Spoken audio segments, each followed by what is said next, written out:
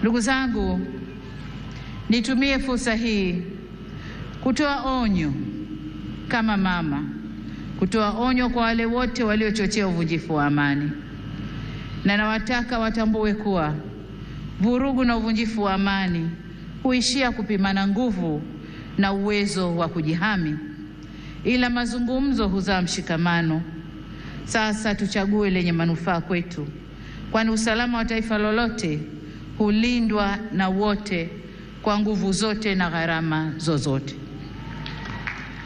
Ndugu viongozi na ndugu wananchi, kama kawaida kwa nchi zenye mfumo wa kidemokrasia hualika waangalizi wa uchaguzi kutoka jumuiya za kimataifa na kikanda kuja kushuhudia mchakato wa uchaguzi. Uwepo wao huongeza uhalali wa juhudi zetu za kuhakikisha uchaguzi unafanyika kwenye mazingira ya uwazi, haki, heshima na utawala wa sheria.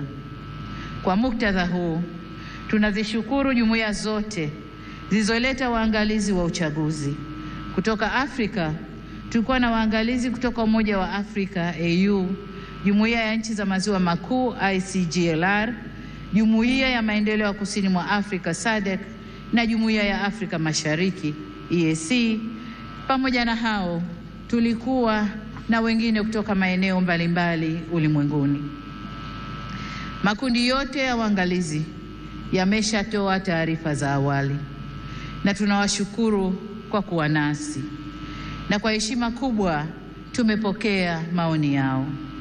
Hata hivyo, kama alivyowahi kusema Rais wa awamu ya 3 ya Jamhuri ya Muungano wa Tanzania hayati Benjamin William Mkapa mwaka 2000 wakati akiapishwa kuwa rais, na hapa nanukuu kipande tu cha hotuba hiyo kinachosema: nawashukuru watazamaji wa kimataifa kuja kushuhudia uchaguzi wetu ulivyofanyika. Walipotusifu tumepokea sifa hizo kwa unyenyekevu mkubwa. Tumesikia pia waliodhani hayakwenda sawa, na mengine hata sisi wenyewe tumeyaona. Maagizo ya kutuelekeza nini cha kufanya tumeyakataa.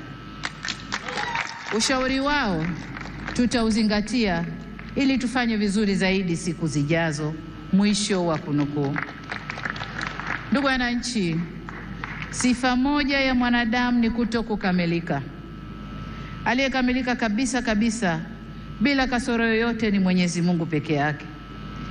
Ndio maana katika shughuli au harakati za wanadamu tunaunganishwa na mawasiliano, mazungumzo na maelewano. Au kwa maneno mengine, tunaunganishwa na uwepo wa suluhu. Suluhu yenyewe sio suluhu mimi, lakini hata suluhu mimi nitafanya kazi yangu ya kuunganisha taifa. Kwa hiyo tunaunganishwa na uwepo wa suluhu ya mambo katika jamii zetu. Kama mnavyofahamu, katika kuliunganisha taifa, serikali ya awamu ya 6 tulianza na falsafa ya R4 inayosimamia misingi ya kuzungumza na kuelewana, kuvumiliana, kubadilishana au kubadilisha mwelekeo baada ya maelewano na kuendelea kujenga taifa letu. Tunapoendelea mbele, hatutachoka wala kurudi nyuma kwenye kusimamia yote yanayohusu kujenga umoja na mshikamano wa taifa letu. Ndugu wa Tanzania, mkusanyiko wetu leo hapa sio kwa ajili ya kuwazawadia walioshinda kwenye uchaguzi, la hasha, bali ni matakwa ya kikatiba ya kukabidhiwa dhamana ya kuwa mtumishi mkuu wa taifa katika kuleta maendeleo endelevu kwa maana ya uimara wa kiuchumi, kisiasa, kidiplomasia na kijamii. Ili tuweze kuyatimiza hayo, hatuna budi kuhakikisha tunahimizana umoja na upendo kwa nchi yetu. Tunadumisha amani na kuheshimu sheria za nchi. Kinyume cha hayo, maandamano, vurugu, uvunjifu wa amani husababisha maumivu na havileti manufaa wala faida kwa yoyote yule. Ni wasihi wa Tanzania, tuchague hekima badala ya ghadhabu, busara badala ya mihemuko, upendo badala ya chuki, uvumilivu badala ya vinyongo, umoja badala ya mgawanyiko, na amani badala ya vurugu. Lakini vile vile ni wajibu wetu kuchagua unyenyekevu badala ya kiburi na huruma badala ya hasira. Taifa letu ni moja na lina nguvu zaidi kuliko mtu yoyote yule. Demokrasia haipimwi kwa nani kashinda uchaguzi, bali kwa jinsi tunavyoendesha mambo yetu baada ya uchaguzi. Tutakuwa na nguvu zaidi pale kila sauti chanya au hasi zitakaposikilizwa, kuheshimiwa na kuthaminiwa, na vile vile tunapoweza kuponya wenye maumivu.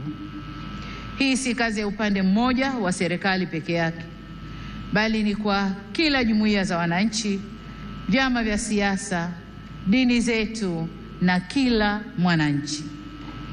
Na hapa nitumie fursa hii kuwashukuru kwa dhati ya moyo wangu viongozi wa dini waliohimiza amani na upendo katika kipindi chote cha kabla uchaguzi, wakati wa uchaguzi na sasa baada ya uchaguzi, wanavyoendelea kuhimiza amani na upendo. Ndugu zangu, nimeamua kutumia jukwaa hili leo kushukuru na kupongeza kwa kumaliza uchaguzi, kuhimiza umoja na mshikamano wa kitaifa, na kusisitiza kwamba Jamhuri ya Muungano wa Tanzania kama taifa ni muhimu zaidi kuliko matakwa binafsi ya mtu yoyote. Masuala ya mwelekeo wa kazi za serikali kwa miaka 5 ijayo na ufafanuzi wa kina wa hatua zitakazochukuliwa kutekeleza dhana ya kazi na utu utatolewa katika hotuba ya uzinduzi wa Bunge la 13 la Jamhuri ya Muungano wa Tanzania. Baada ya kusema hayo, niwashukuru wote kwa kujumuika nasi kwenye tukio hili muhimu na la kihistoria.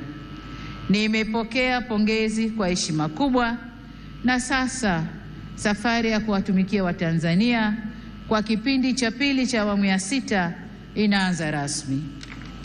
Nawashukuru wananchi wote wa Tanzania, na ni imani yangu kwamba tutashirikiana ndani ya safari hii. Asanteni sana kwa kunisikiliza. Mungu ibariki Afrika. Mungu ibariki Tanzania. Amen, amen, amen. Asante sana Mheshimiwa Rais wa Jamhuri ya Muungano wa Tanzania. Naomba niwaalike viongozi wote na wananchi tupunge bendera juu, tumpongeze Mheshimiwa Rais.